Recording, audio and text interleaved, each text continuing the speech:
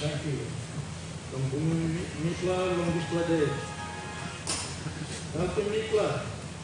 Long making on Gupla thinking, or Gupla Toko, or Gupla walk. Long helping all people, long finding Gupla Sinam.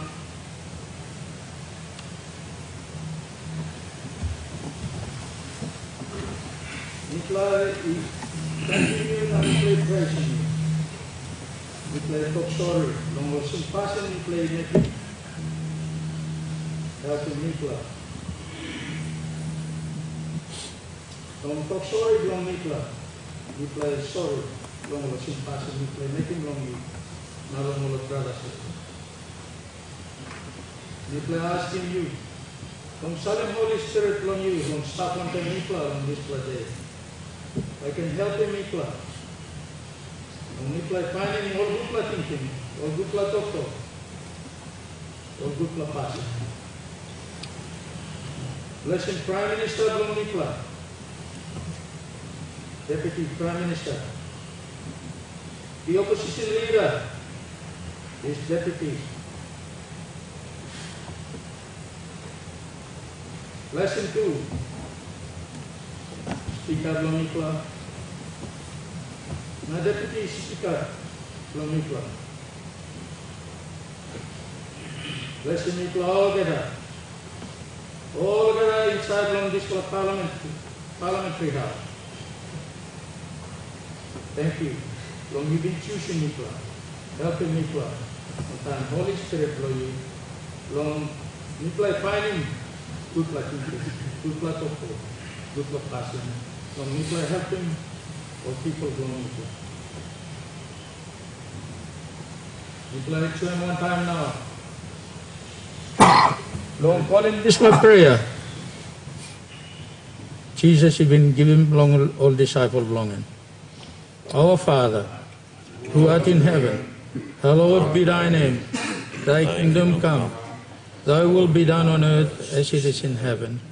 Give us this day our daily bread, and forgive us our trespasses, as we forgive those who trespass against us. And lead us not into temptation, but deliver us from all evil. For thine is the kingdom, the power and the glory, forever and ever. Amen.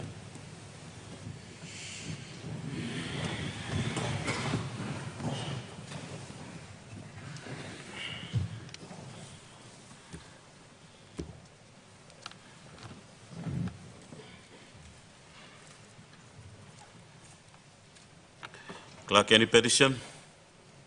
Notices?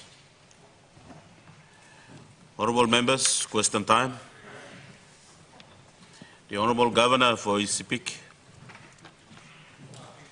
The Speaker, my series of questions without notice are directed to the Minister for State Enterprises, and this is in relation to the struggling operation of PNG Power.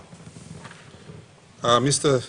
Deputy Speaker, for some time now we have been aware of operational issues within, and maybe perhaps even technical issues within PNG Power, but over the last 12 months these issues have become more pronounced and our people have been suffering from the lack of power in areas where we do have power.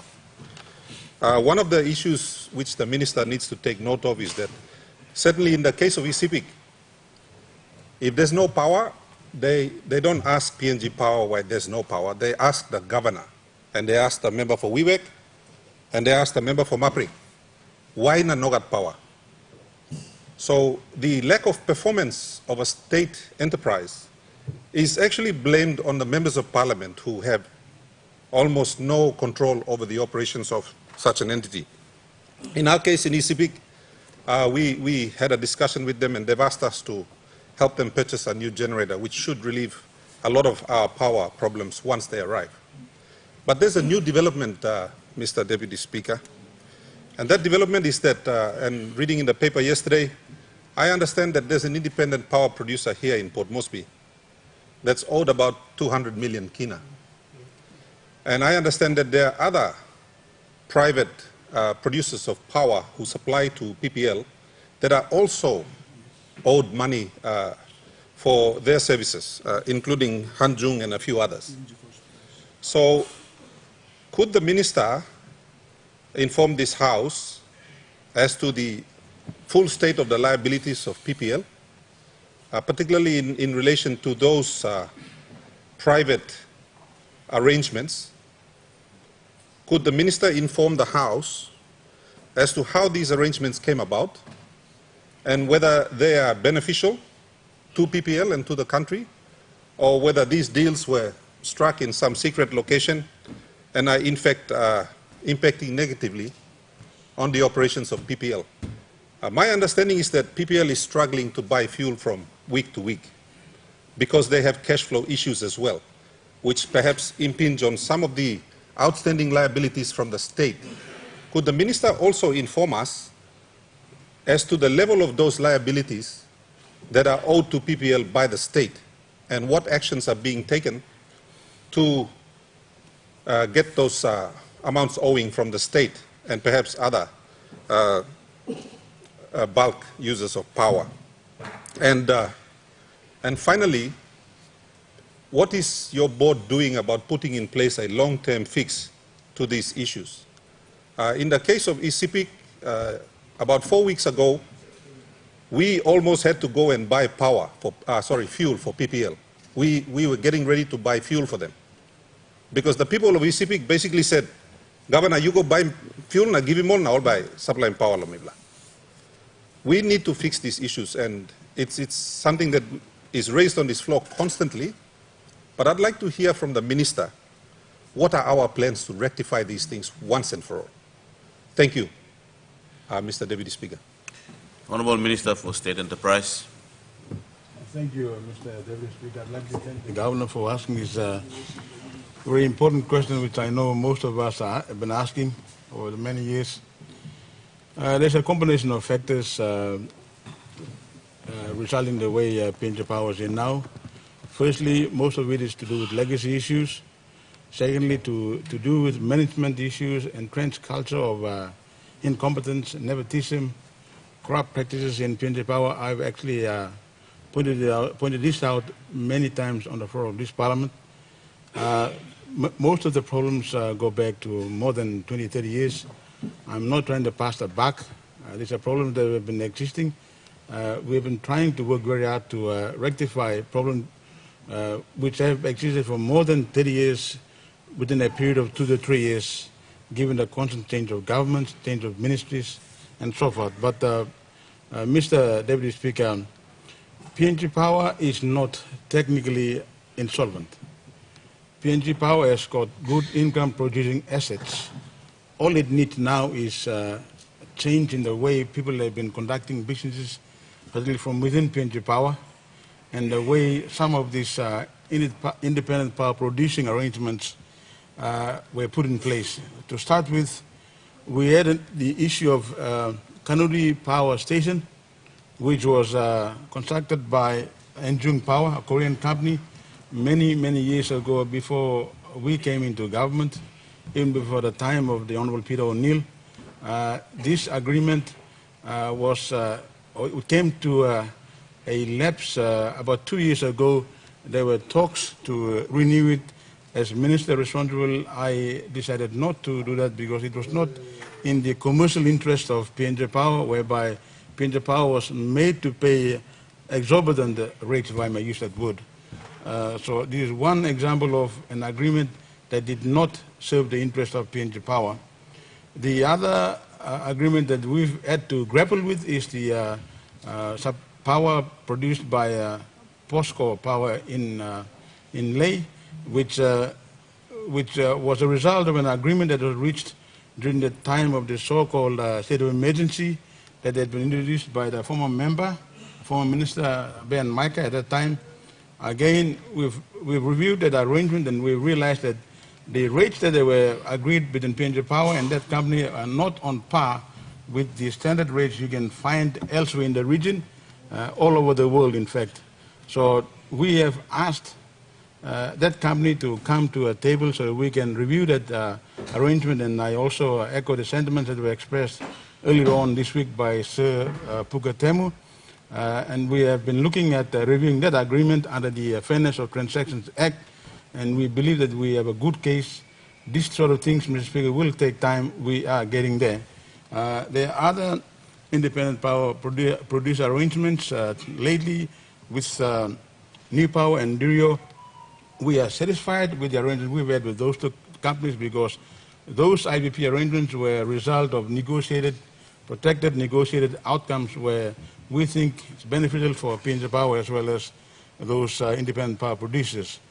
Going back to the case of WIWEC in particular, as far as I am aware, PNG Power made a decision to purchase an additional generator to serve WIWEC. We started looking at the problems that are being encountered by our people in that province, especially East Province, when we encountered problems in Maprik, when there were issues with the power line. So we have given that province priority. In fact, I made a visit to WIWEC about 3 weeks ago, and I had a meeting with the manager in charge of WIWEC, and I realized that there is a combination of factors. One, the lack of constant communication between headquarters in Port Moresby and those managers who are serving out there.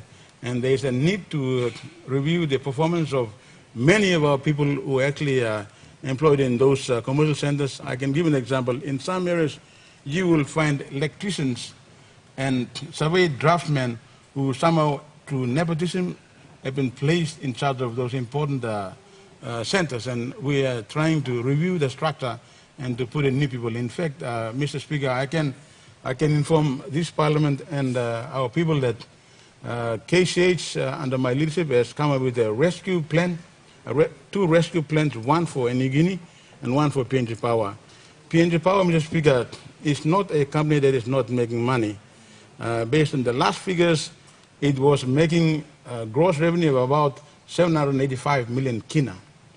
And the expenditure was nearly about that figure, and I had to instruct the management, and I had to tell them that this was not a charity organization and that they had to look at the overhead. So these are things which are being slowly worked at, and it will take time.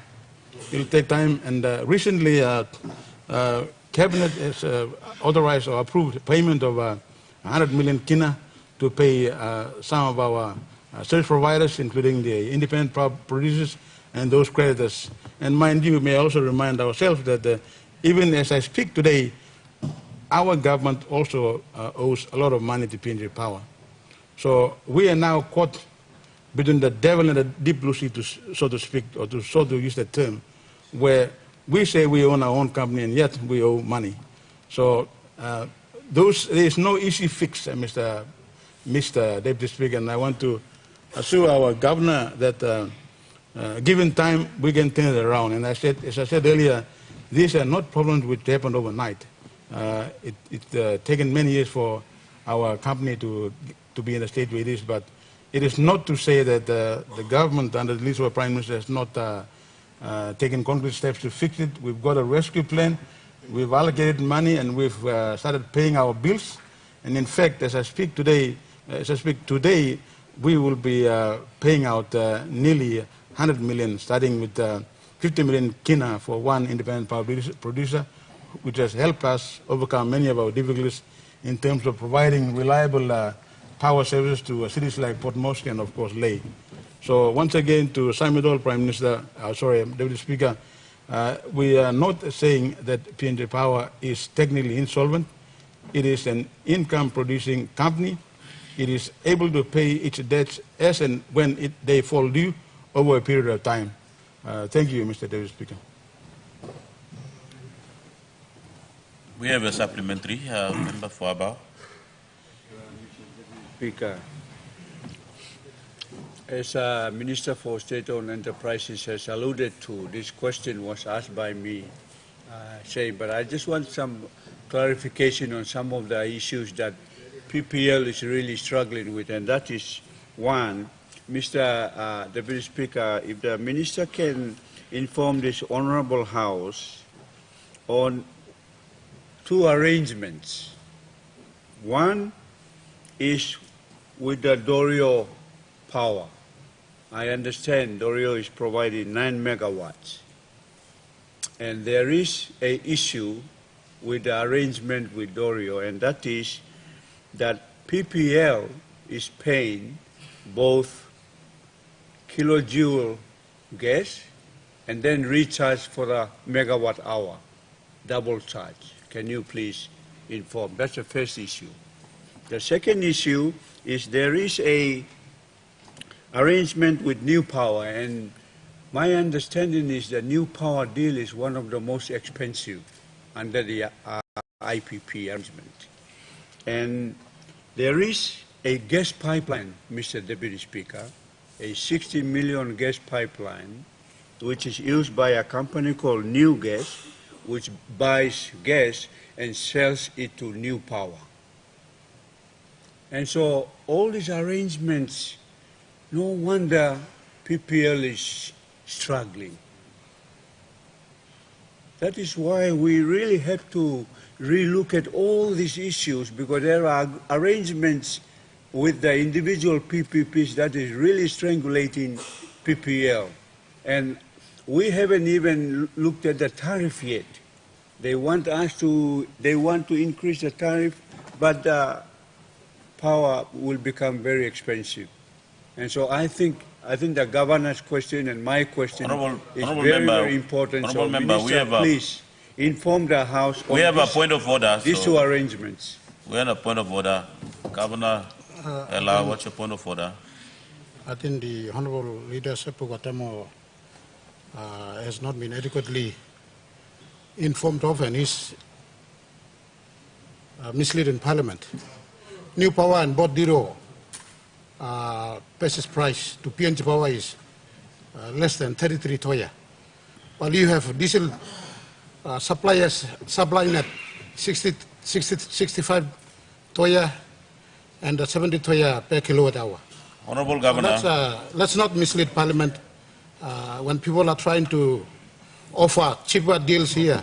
Honorable Governor. You're protecting corporate interests, it seems. Honorable Governor, I would not allow you to debate on the question the member raised. So your point of order is in order. We will ask the minister responsible to respond to that. So,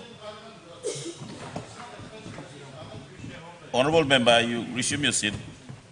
And Honorable Member for Abao, you can sum up your statement and get to the question. Since then, your question, I would have ruled your question out of your supplementary out of the question being raised by member for ECPIC, but I allow you to continue. So you just sum up the question, and I will let the minister to respond. Honorable Member, Minister, what's your point of order? Point of order, Mr. Deputy Speaker. With due respect to the Honourable Member for Abao, I just would like to basically correct him by making raising a question in actual fact of which that the minister would not be able to, cannot answer simply because he's raising the fact that they're charging in kilojoules. Honorable Minister, the question is raised to the minister. If the minister would not answer as you have alluded to, then it's the minister who will respond. So, Honorable Member for Abao, you can sum up your question and let the minister. I'll go straight to the Speaker, but the fact that the Honorable Governor and the Minister are confusing the Parliament is basically the result of very bad misunderstanding in this whole scenario. Honorable Member, I've already ruled out their point of order, so don't waste your time. And so my question is very simple, Mr. Deputy Speaker, that if the Minister can inform this Honourable House on the issues of Dorio, and I already clarified the issue, and the other issue is the 60 million pipeline, New Power and New Gas, and PPL paying for the pipeline. My understanding, Minister has to clarify that, because part of this is what the Governor was talking about. PPL is struggling in terms of revenue. Thank you, Deputy Speaker. The Honourable Minister. Thank the Honourable Dr. Pugatemu for this very important question. To answer the first question, as far as I am aware, they are not double charging PNG Power. The rates that DIRIO have charged and which were negotiated are actually cheaper than the rates that were charged to PNG Power by aggregate gensets, which we have successfully been able to phase out. The rates that were charged by Hanjung Power at Kanudi, and the rates that are now still being charged by the Korean company in Leh, which were negotiated during the state of emergency.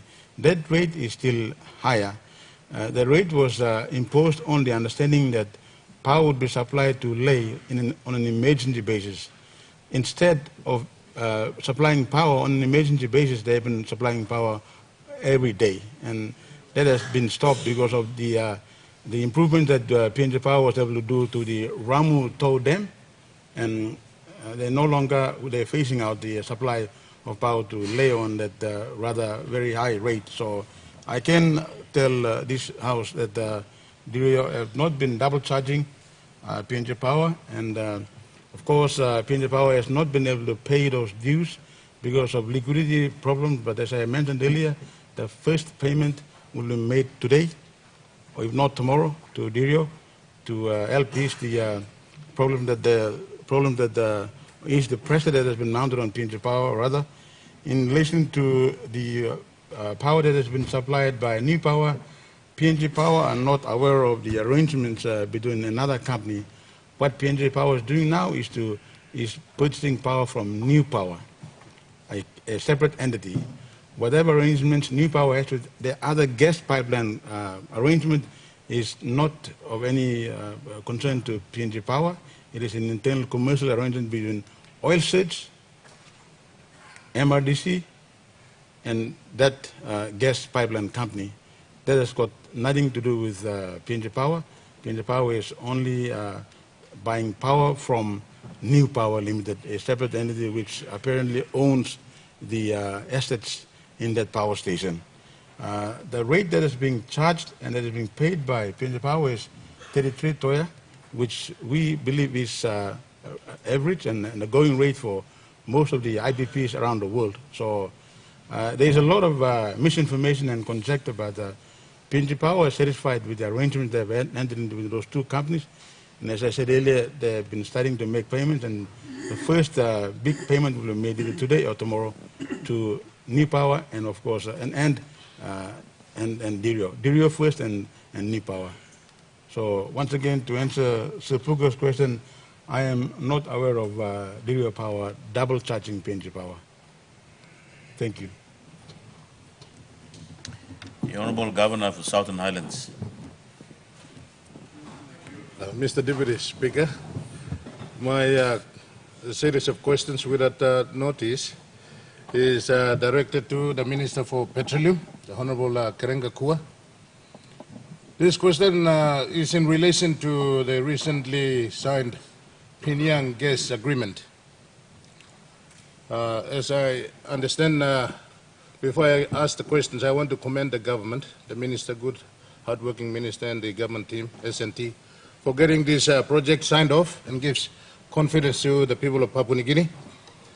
My first question is, previously we were led to believe that Pyongyang was part of the PNG LNG project, and all the parties, including provincial governments and landowners, we all knew that the Pyongyang gas was part of the PNG LNG project. As it is now, it is not. Pyongyang is a separate project. Okay, if it is a separate project... Honourable Governor, we have a point of order. Resume your seat. I'll member for about what's your point of order? Mr. Speaker, Pyongyang was never part of the PNG LNG project. Governor has got it wrong. Thank you. It Honourable was. Governor. Earlier on, we were led to believe that Pyongyang was going to be part of the PNG LNG project, but it is not. That's what I'm saying. So let me finish my question. My question, Mr. Deputy Speaker, without these unnecessary interjections, which has nothing to do with the substance, my question is this. If it is a separate project as the state has signed, are you going to build under that new project a pipeline to utilize the gas into the... Now, this is a separate project, but you are using our PNG LNG facilities. For those of us who own the landowners and the provincial government, what is there for us under the PNG LNG and under this new project, but using the facilities that we have under the PNG LNG? Do we have any benefits in terms of toll for use of facilities? We need to know. That's the first one. Second question, Mr. Deputy Speaker, for Kudubu facilities, for Gobe, and for Kigori, these are oil fields facilities that have been depreciated over so many times, and they are aging. Can the state, through the good minister, talk to the developers for the provincial governments and landowner companies to own these aging facilities and participate in business? Thank you, Mr. Speaker. Minister for Petroleum. Thank you, Governor Bloss, Southern Islands, for the two questions he's asked. On the first question, initially there was some discussion centering around whether or not PNG LNG and Pinyang could be a joint project.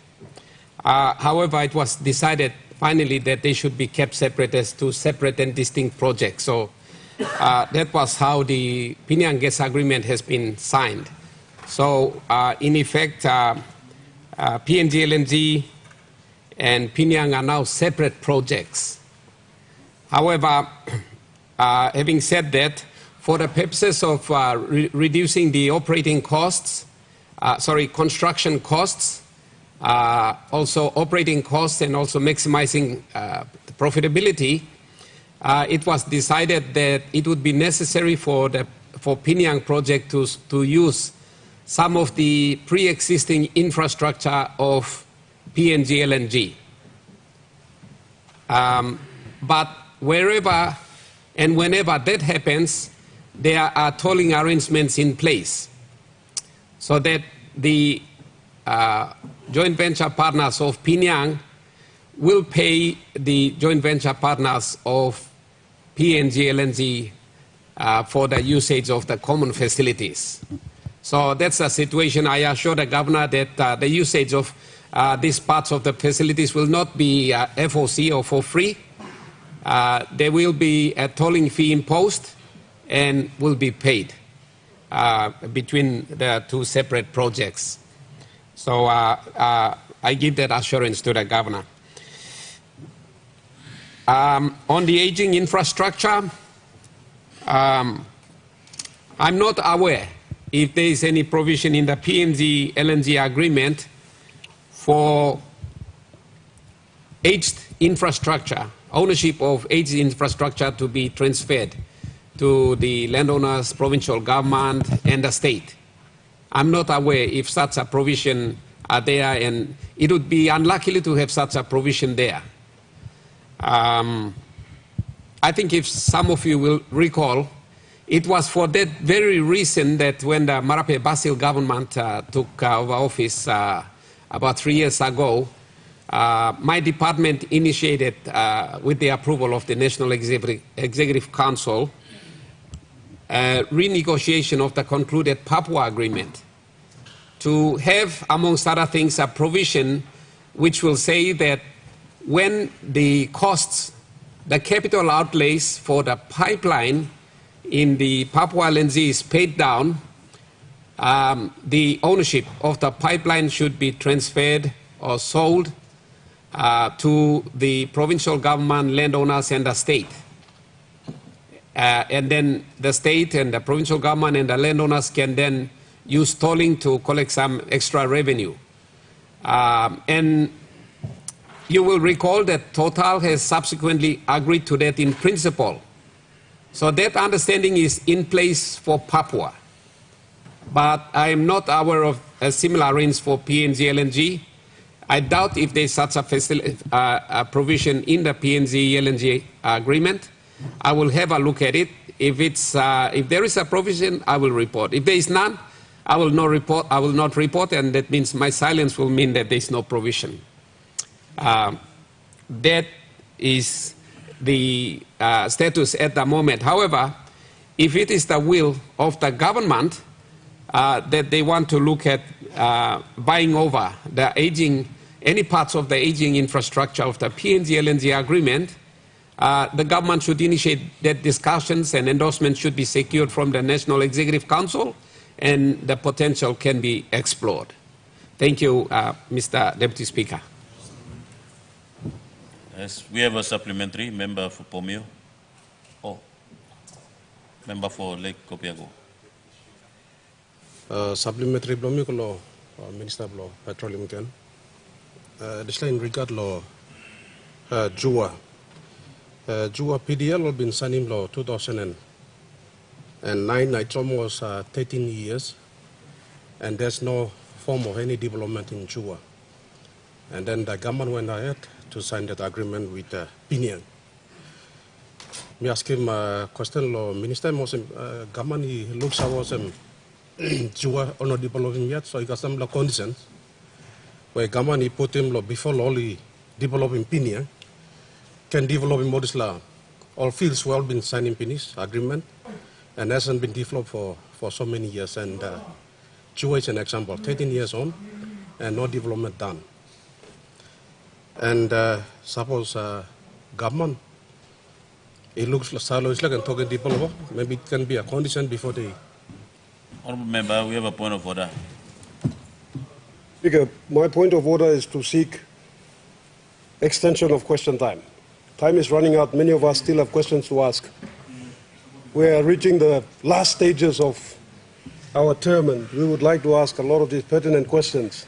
Can we please extend question time? Honourable Governor, we still have 18 minutes to go, and we'll have this supplementary. And if any member wish to ask, leave, can ask after. Yeah, can you get your staff to fix that clock up there, because it says 8 minutes from where I'm sitting. That's why some of us feel that it's 8 minutes and requires us requesting for extension of question time. Thank you. If it tells you 8 minutes, the Speaker have just announced it's 18 minutes. So, Honourable Member. All right, thank you. Thank you, Deputy Speaker. So, Mr. Odin can question blow me. 13 years, ExxonMobil in developing JUA, and then I'll go ahead and sign him opinion. Is there any conditions that has been inserted in that agreement that JUA has to be developed first before opinion? Because it has been sitting there for 13 years. And if there's no any understanding, it's almost 13 years. Can you be able to cancel that license and invite a new developer to develop that place? Thank you, Mr. Deputy Speaker. Honourable Minister. Thank you, Mr. Speaker. At the time PNG LNG agreement was signed, it was signed as an integrated project involving multitude of wellhead areas, including Juha, Angore, Muruk, Kutubu Heights. All those wellhead areas were brought together and developed as an integrated project. But as and when they are operationalized and brought on stream, is dependent upon technical issues which I can't explain. It's something to do with reservoir and reservoir pressures and all of that. But they are all assembled in a way that as you use up one and the pressures drop, then you go and use the other, bring the other on stream, and so gradually you use them progressively down the line. And that's how Angore was not initially operationalized, but now it's become necessary for all these technical reasons now to bring it on stream, so they're now building a pipeline to that wellhead so that it can be brought on stream. And the same thing will apply to Juha when it becomes technically necessary to do so. They will bring it on stream. However, the key point is this. The fact that Juha has not been operationalized and contributing to the overall revenue of the PNG LNG project has not prevented the landowners from Juha from getting their equal share of the benefits that all licensed area landowners are getting. They've been getting it since PNG LNG has started, Juha landowners have been getting their share of landowner benefits. That's the key point. Even though they are not contributing, they are part of the license, so they are getting their income and revenues already. So at some point in time, when the technical experts feel that Juha should be brought on stream, they will do so. So there's not just only Juha. Well, Angora was in the same boat, but is now being attended to. There's a pipeline construction commencing already, and very soon it will be contributing. And Juha is in the same boat. Muruk is there, and others are there. They'll be operationalized. So slowly, they'll come around to it. Piniang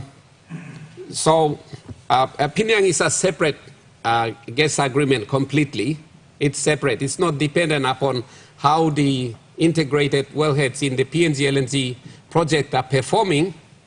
It's completely independent, and that will follow in its own time. The only issue that Piniang has been concerned with was the construction costs.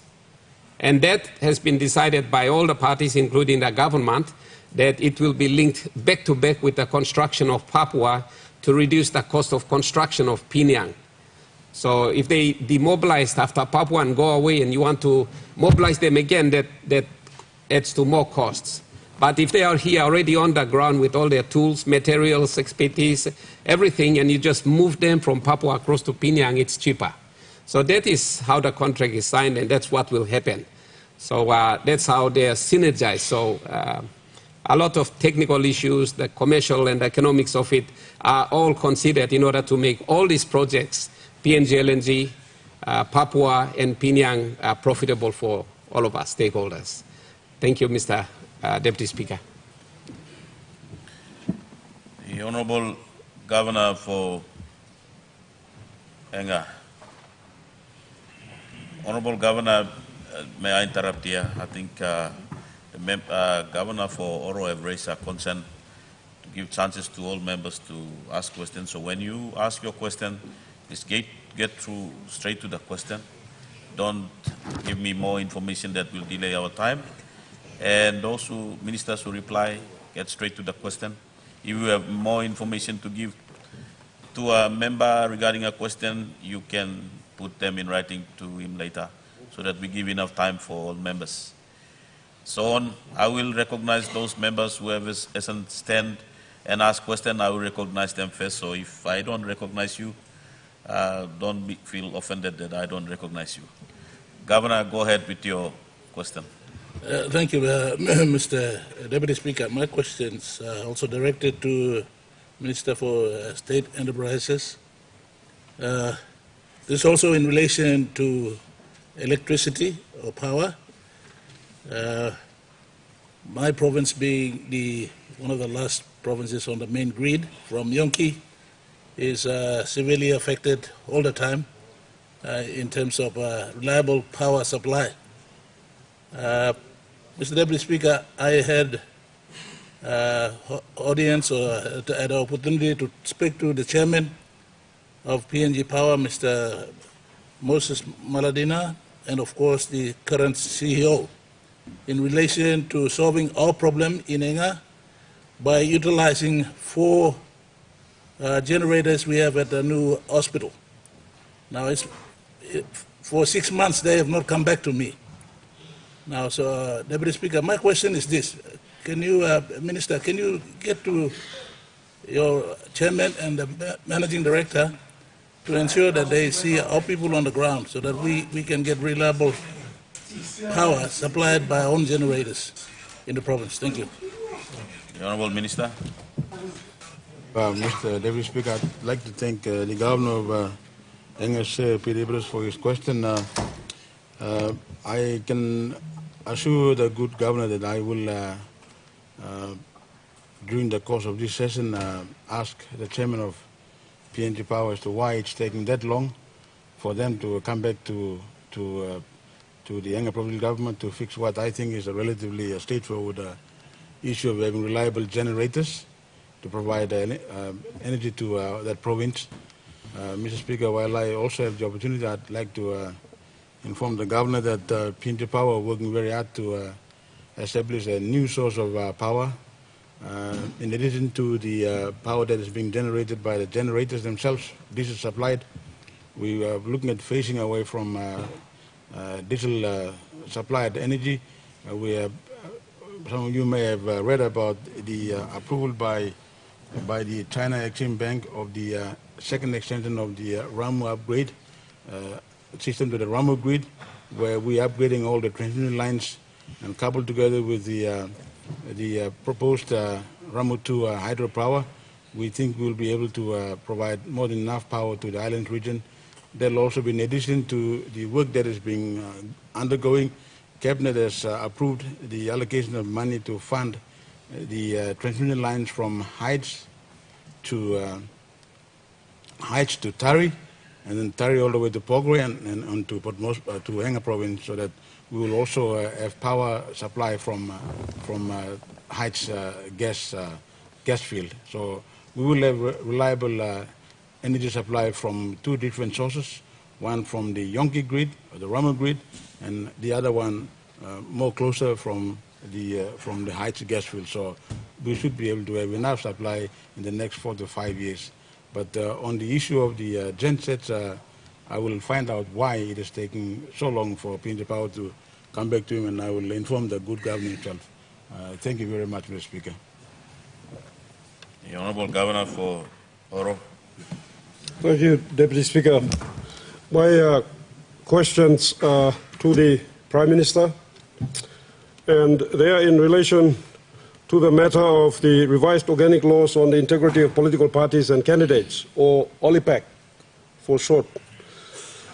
These laws, Deputy Speaker, were revised in 2014, unfortunately not passed, and later in 2020, also not passed. The laws would definitely strengthen the functions of political parties, and it's an important legislative reform that is well overdue. And my questions to the Prime Minister are if he can update us on where we are with these reforms, these laws, and what the status is at this stage. Thank you very much. The Honourable Prime Minister.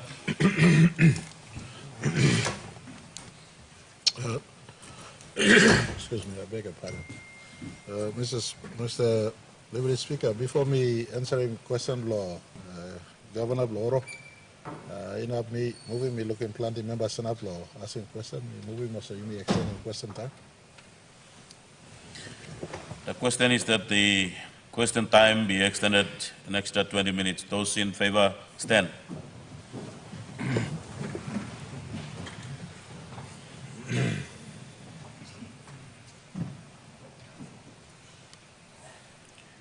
Thank you. Honourable Prime Minister, you have the support, so the question time will be extended extra 20 minutes. All right, thank you, Mr.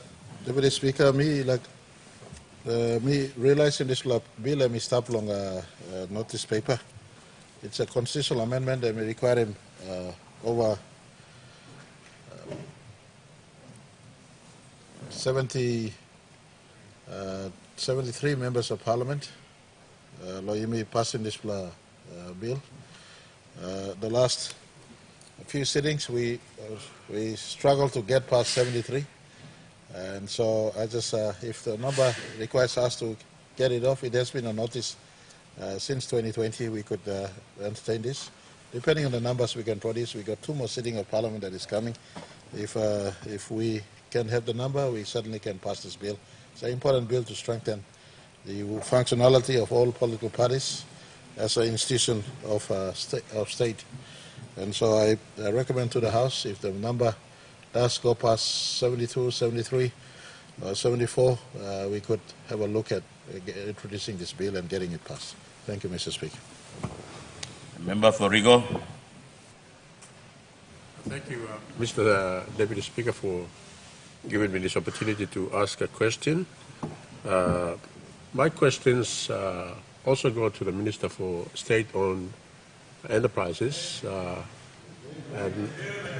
and perhaps ask the Minister for Energy and Rural Infrastructure to take note as well, in view of the fact that the wonderful statement that he made yesterday on National Energy Authority and the subsequent debate that ensued.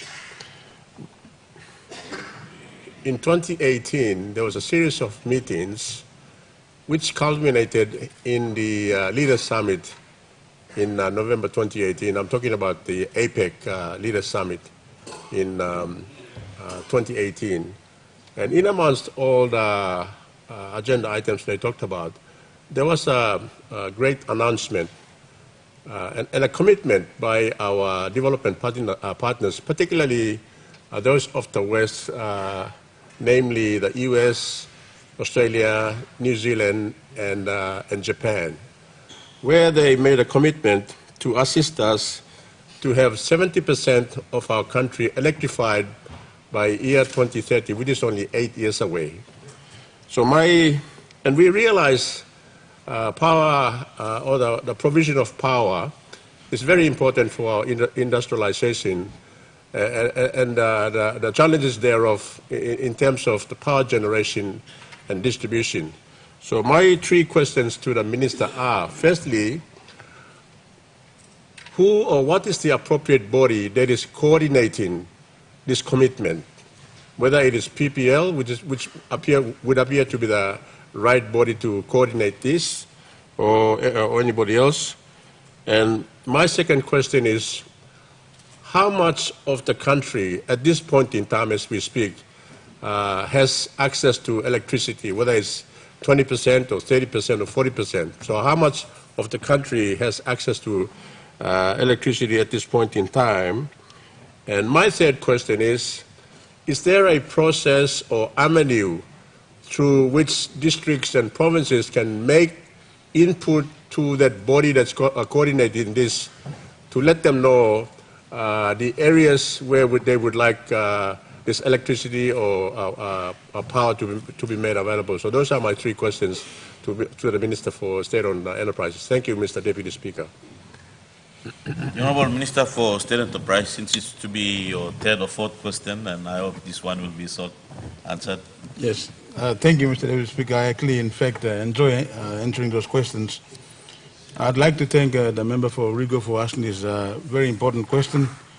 Mr. Deputy Speaker, it is the case that in 2018, leaders of those 4 countries during APEC agreed to commit about 1 billion kina to help this country try and ensure that 70% of the population received access to electrification. That was a political statement made by leaders of the country with no properly documented process.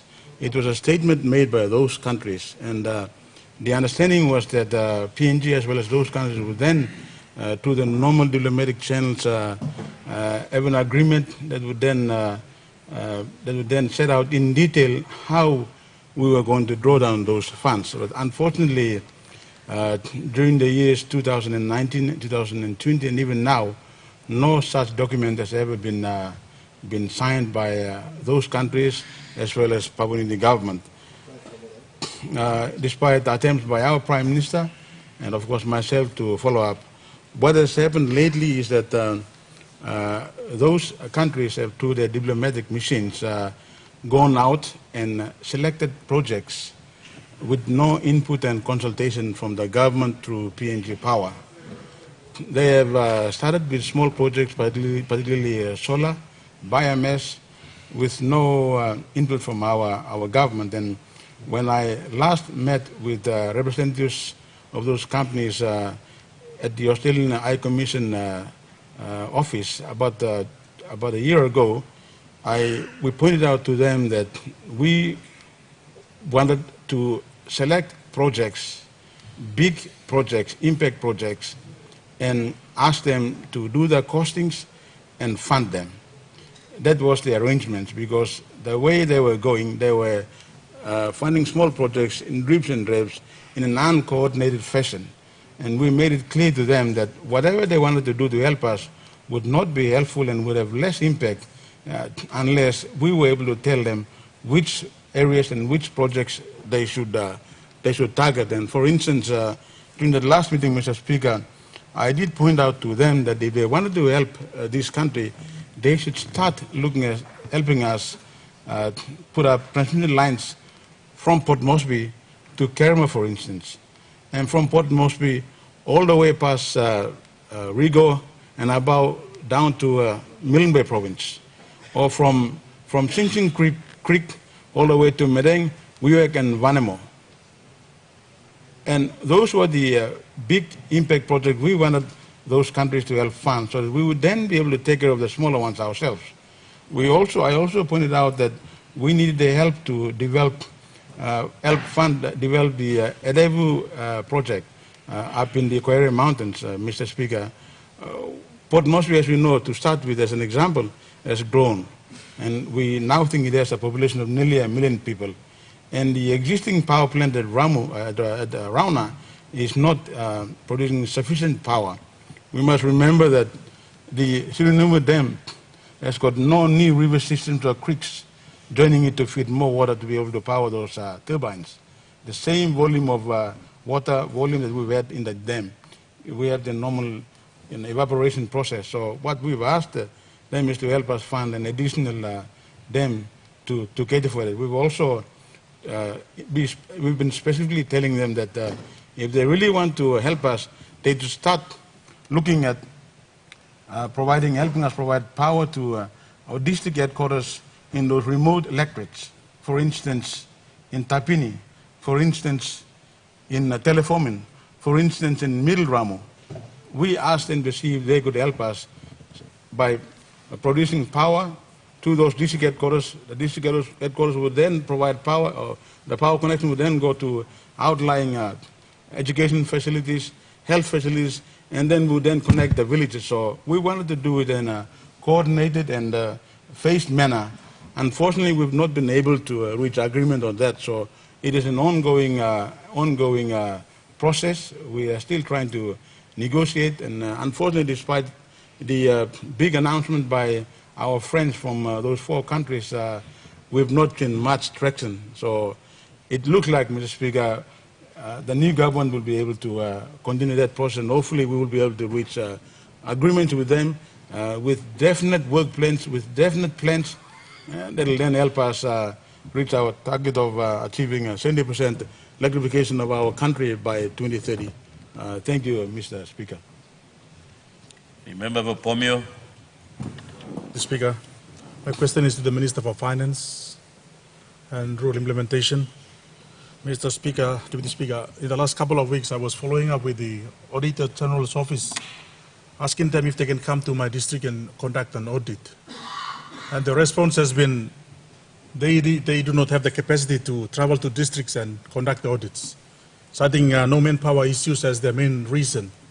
So my questions are, Mr. Speaker, firstly, whose responsibility is it to conduct audits for the public accounts for the districts? Secondly, what is the process for conducting audits? Do we need to request the AG, Auditor General's team, to come, or what's the process to engage the auditors to come to the districts? Mr. Speaker, we have been submitting acquittals. We have updated acquittal reports every year, and I believe those acquittal reports cannot be completed without the formal audits done or undertaken by the AG's office. Mr. Speaker, can we have a system where when a district or provincial government presents their acquittal reports, there's a system in place where the auditors must follow up to make sure that the acquittals are proper or not? They need to give their opinion on all these things. Fourthly, is the Minister aware of the situation with the AG's office in saying that there is no manpower? And what is the department doing to address this matter? Thank you, Mr. Deputy Speaker. The Honourable Minister of Finance. I thank the good member for Pomio, Mr. Speaker, for his very important series of questions. The Auditor General's Office is an independent organization, as we all know. And we all agree to the fact that we need to assist them with the capacity that they need and the financial resourcing so they can be able to undertake the necessary audits.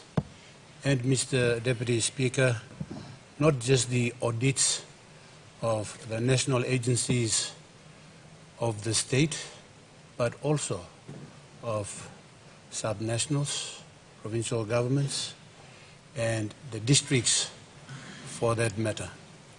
Mr.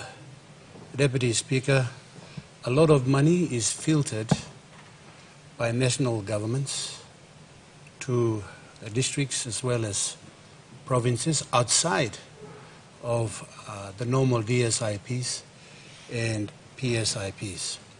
Mr. Deputy Speaker, this government, under the leadership of our good Prime Minister, has filtered a hell lot of money to districts and provinces, and I agree with the good member for Pomio that audits are necessary insofar as those public monies are concerned and their expenditure. Mr. Speaker, we must also be aware of the fact that there are laws, there are procedural systems we need to follow in the use of those public monies. And yes, of course, this government, in our budget for this year, have allocated funds to